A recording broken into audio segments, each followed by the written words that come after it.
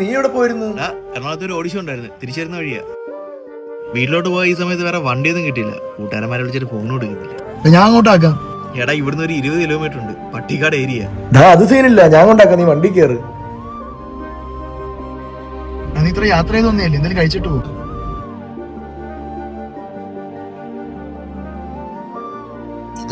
എത്രയായി? 280. ഇനി എത്ര കിലോമീറ്റർ ഉണ്ട്? ഇനി ഒരു 5 കിലോമീറ്റർ. പഞ്ചറായല്ലേ? അളിയ എന്റെ വീടിന്റെ അടുത്തുള്ള എനിക്കാണ് നല്ല ഉറക്കക്ഷീണമുണ്ട്, ഞങ്ങോട്ട് പോവാ.